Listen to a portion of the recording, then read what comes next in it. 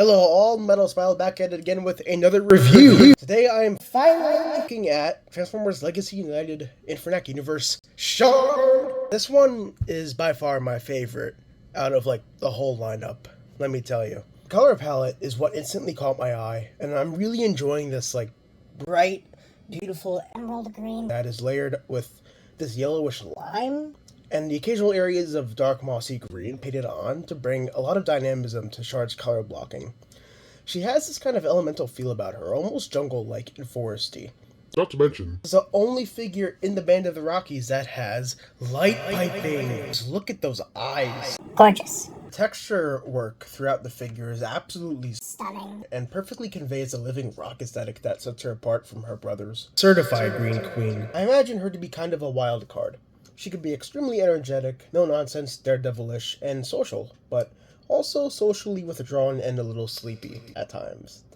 She would still be a capable warrior under the command of Nucleus, and maintain a level head. The articulation, all of the joints on this copy are extremely solid. As head rotation and swivel, waist rotation, pretty tight, forward and back at the shoulder, in and out at the shoulder, bicep rotation, arm bend, wrist swivel. Legs are pretty solid as well, forward and back, in and out, below the thigh swivel, and bend at the knee, forward and back, and ankle tilt, which is pretty fine, but for some reason her ankle tilts a lot more this way. Accessories, Shard comes with 4 blades and 2 blasters that also double as engines in vehicle mode.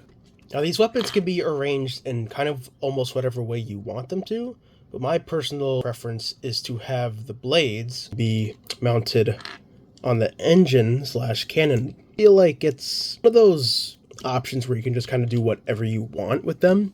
They could be kind of arm blades on hold them as well. She could have gigantic talons that are just coming out of her arms. Actually looks pretty sick. Comparison time. Geocron, Boulder Crash, Magnius, Calcitron, Nucleus, Transform Shard, you'll want to have the accessory set off to the side. We're going to be undoing side panels that are on the sides of her torso. We'll rotate the arms. We want to have those go into the side up here. Same on the other side as well. over to the chest. We want to unpeg it. We want to have this part open, actually, and then close that back up. You have the top half of the helicopter done. Untab the waist connection down here. Flip this back. And you want to rotate these on the side. Fold the feet down, like so. And you want to connect them so they look like this. And you want to line up everything and have it all situate and peg into place. Fold this tail down. You want to put the engines on here, like so. You want to take the 4 blades, put them on top of this rotor. And here we have Shard in her alternate mode. And this is a strikingly wonderful design for a copter former. It is possible to transform her without removing the blades and the engine blocks, but it was still a pretty smooth and satisfying transformation. The viciousness From her robot mode carries over seamlessly well to her helicopter mode.